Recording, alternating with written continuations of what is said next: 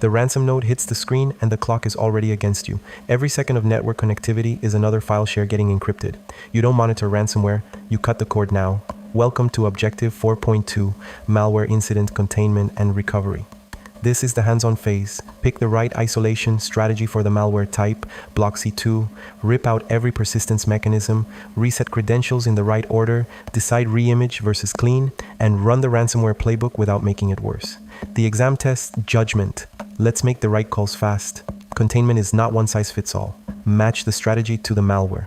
Ransomware gets immediate network isolation, no debate, because monitoring buys you nothing while encryption spreads. A RAT or backdoor is the exception. Monitor first if it's safe, because watching reveals the C2 infrastructure and attacker commands before you tip them off. Then isolate. A worm means segment the network and isolate by segment, not by single host, to kill propagation. A rootkit means immediate isolation, straight to reimage. You cannot trust that box again. Spyware, scope. Then isolate fast to stop data theft. Botnet client. Isolate immediately. It's committing crimes under your name. Ransomware, first 15 minutes in order. 1. Isolate infected systems. EDR isolation or physical disconnect, but do not shut down because shutdown can destroy memory evidence, and some strains finish encrypting on reboot. 2. Identify the spread, check shares for encrypted files and ransom notes, check connections, find patient 0. 3. Disconnect network shares and disable SMB if it's worm-capable ransomware. 4. Preserve evidence. Grab a memory dump if safe and keep the encrypted files. You may decrypt them later. 5. Notify. IR manager, CISO, and legal within minutes, and know that law enforcement notification may be legally required. Cut the attacker's command channel. DNS sinkholing is the heavyweight. You redirect the C2 domain's queries to a server you control, which both blocks the callback and logs every infected host that asks for it, all while the attacker may not even realize they've been sinkholed. Null routing sends a known C2 IP to a discard interface on the router, high effectiveness for fixed IPs. Firewall blocks and proxy blocks work, but attackers rotate IPs, so treat them as medium. A DNS firewall using RPZ blocks malicious domains at the resolver, and your EDR can block known C2 on its own threat intel. Sinkholing is the answer when the exam wants both blocking and host discovery. Eradication is only done when every persistence mechanism is gone, and malware plants redundant ones. On Windows, walk the full list. Run and run once keys in both HKLM and HKCU. Scheduled tasks, services, startup folders, DLL hijacking, COM object hijacking, app init DLLs, LSA security packages, and bootkits in the MBR or UEFI. The sneaky one everyone misses is WMI event subscriptions. Always check root/subscription. The tool that checks all of these at once is CIH Internals Autoruns on Linux, cron jobs, system services, init scripts, profile scripts, PAM modules, SUID binaries, and the classic. The attacker's key dropped into .ssh/authorized keys for permanent access. If malware ran, credentials are suspect. Reset them in priority order. Priority 1, immediate, privileged accounts, domain admins, local admins on affected systems, and elevated service accounts. Priority 2, within hours. Every account that logged into the compromised systems.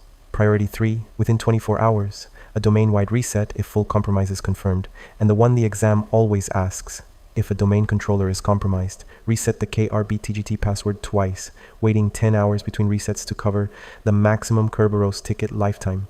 One reset is not enough, because existing forged tickets, golden tickets, stay valid until they expire. Twice invalidates them all. Reimage or clean in place. The rules are hard lines. If the attacker had admin or root, reimage. If a rootkit was found, reimage. Trust cannot be rebuilt through cleaning. You only clean in place when you have genuine confidence in complete eradication. The reimaging process is its own checklist. Preserve a forensic image. First, securely wipe to NIST 800-88 or DoD standards. Reinstall from a known good gold image. Patch before touching the network, harden to a CIS benchmark.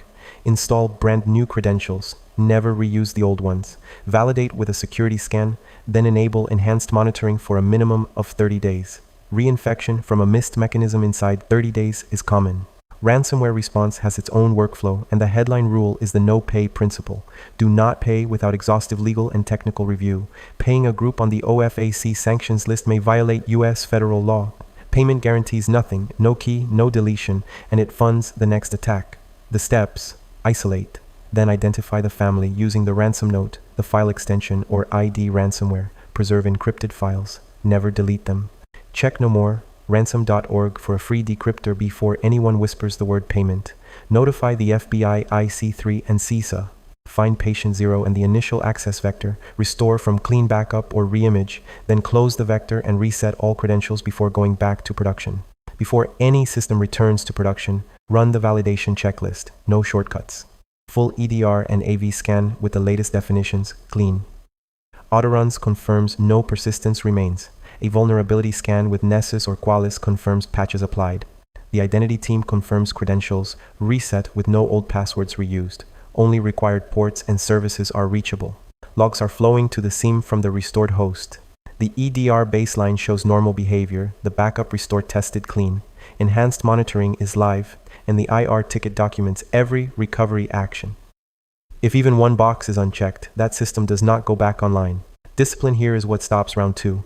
In one breath, ransomware equals immediate isolation, RAT equals monitor, then isolate, rootkit equals reimage, DNS sinkhole to block and find infected hosts, kill every persistent spot, especially WMI subscriptions with autoruns, reset privileged accounts first, and KRBTGT twice 10 hours apart. Reimage when the attacker had admin or a rootkit, never pay without legal, check no more, ransom first, preserve encrypted files, validate fully and monitor 30+ days. You can now contain, eradicate, and recover. Next up, Objective 5.1, Email Threat Detection, where you trace headers, read SPF, DKIM, and DMARC, and unmask the phish.